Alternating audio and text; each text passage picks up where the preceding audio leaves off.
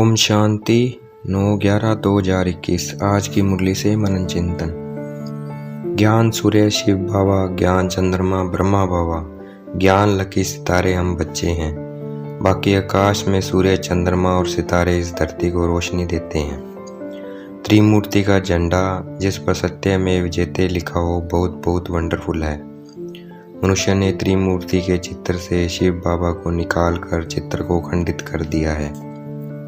देवताओं की प्योरिटी खींचती है, इसलिए मनुष्य पैदल चल दीदार करने जाते हैं।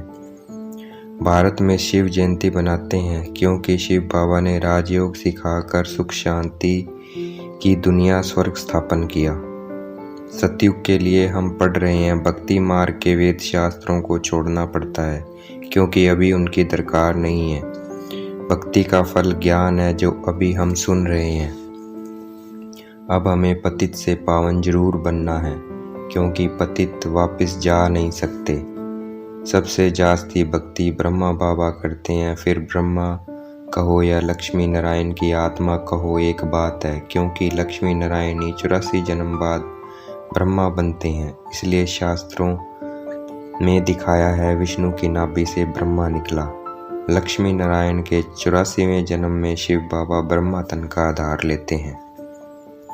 अब हमें शास्त्र आदि पढ़ने की जरूरत नहीं, सिर्फ एक बाप को ही याद करना है।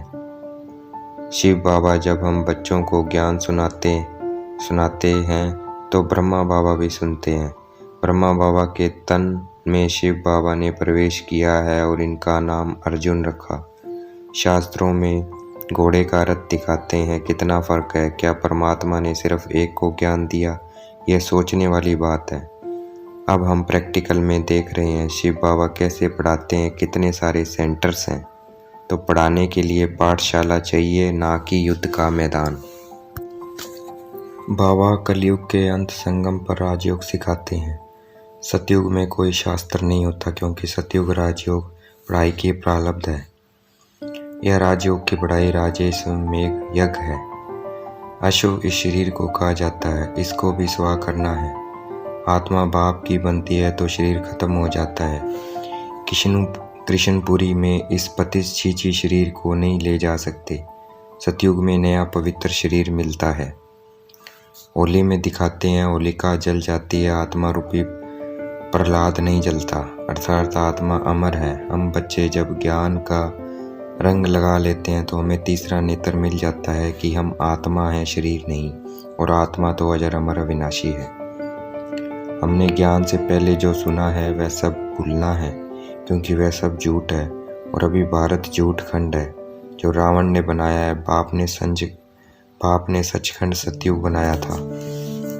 देलवाड़ा मंदिर अभी हम जो राजयोग की तपस्या कर रहे हैं वो बहु उसका यादगार है। ऊपर स्वर्ग, नीचे हम तपस्या कर रहे हैं। आदिनाथ की मूर्ति सोने की है क्योंकि भारत जितना सोना और कहीं नहीं था। सोने के महल थे, छतों में दीवारों में हीरों जवाहरात लगे हुए थे। फिर द्वापर के मंदिरों में इतने हीरे जवाहरात थे जो फिर लूट गए और मस्जिदों में जाकर लगाए। धन था तभी तो लूट कर ले गए। प्राचीन भारत बहुत साहूकार था, अब गरीब है।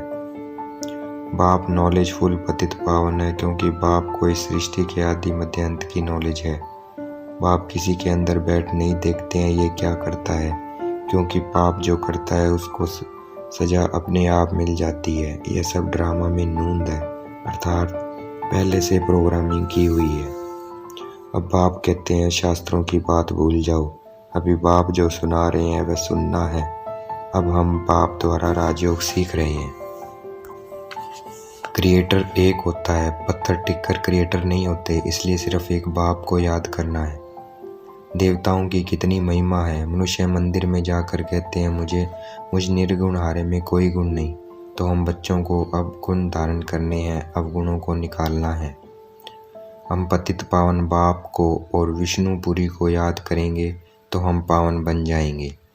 आज की मुरली का वरदान, हर बात में सार को ग्रहण कर ऑलराउंड बनने वाले सरल पुरुषार्थी भव। आज की मुरली का स्लोगन, साधन यूज करते उनके प्रभाव से न्यारे और बाप के प्यारे बनो।